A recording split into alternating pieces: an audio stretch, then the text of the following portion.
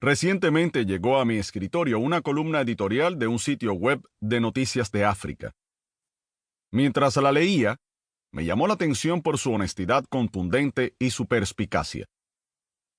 El artículo, aunque escrito por un hombre pentecostal, era muy crítico con el caos que caracteriza el movimiento carismático en esa parte del mundo.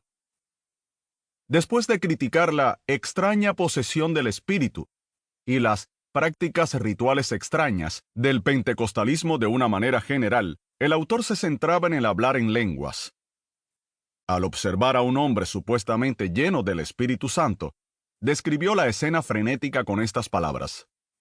Uno ve el cuerpo del hombre agitado por los espasmos, con las manos temblando, la voz trémula, y en murmullos entrecortados como Jesús, Jesús, Jesús, ash, ash, ash, Jesús. Le siguen algunos tartamudeos del habla en lenguas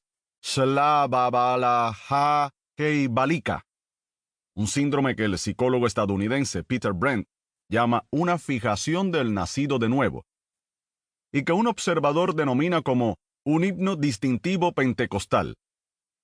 Hace poco un ministro de una iglesia ortodoxa preguntó, si el sacerdote vudú poseído dice Shiri bo bo bo bo en un balbuceo entrecortado sobre el bastón negro que lleva, y el poseído cristiano nacido de nuevo recita Shala ba ba ba shalabalika con su Biblia, ¿cuál sería la diferencia?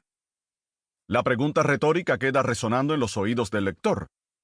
El autor continúa con una exposición punzante de un culto en una iglesia pentecostal, invitando a sus lectores a ver un poco de oración poseída. Algunos, especialmente las mujeres, comienzan a brincar en una pierna como saltamontes, y otros ruedan por el suelo, volcando bancos y sillas. El orden y la disciplina se han ido, dando paso al caos ruidoso, a un murmullo estrepitoso. Con incredulidad, él se plantea la pregunta obvia. ¿Puede ser esta la manera bíblica de servir a Dios? Una vez más, la pregunta retórica queda sin respuesta. Luego pasa a relatar la historia de un encuentro de oración pentecostal, llevado a cabo unas pocas semanas antes, en el que una mujer, llena del Espíritu, cayó en éxtasis y derribó a un chico que hablaba en lenguas. Después de chocar contra los bancos, el muchacho se levantó, con un labio ensangrentado, y se lamentó en su propia lengua materna. Ah, ¿por qué? El incidente plantea más incógnitas sin respuesta. Nuestro autor se pregunta por qué al que habla en lenguas por el Espíritu, en una fracción de segundo, comienzan a sangrarle los labios y habla en su dialecto nativo.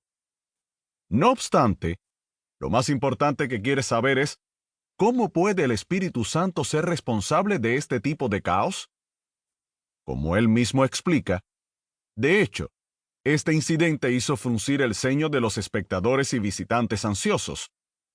¿Cómo era posible que el Espíritu Santo en alguien derribara al Espíritu Santo en otra persona infringiéndole dolor? ¿Es que ahora el Espíritu se convirtió en pugilista?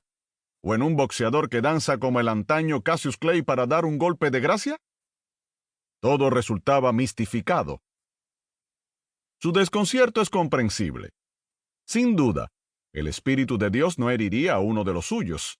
No obstante, este hecho los obliga a enfrentar un dilema imposible. Si el Espíritu Santo no está detrás de toda esta algarabía, ¿quién lo está? Aunque esta narración específica proviene de África, la descripción general que da es similar a las de las congregaciones pentecostales y carismáticas en cualquier parte del mundo. Recientemente llegó a mi escritorio una columna editorial de un sitio web de noticias de África.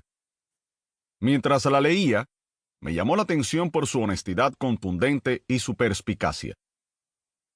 El artículo, aunque escrito por un hombre pentecostal, era muy crítico con el caos que caracteriza el movimiento carismático en esa parte del mundo. Después de criticar la extraña posesión del espíritu y las prácticas rituales extrañas del pentecostalismo de una manera general, el autor se centraba en el hablar en lenguas. Al observar a un hombre supuestamente lleno del Espíritu Santo, describió la escena frenética con estas palabras.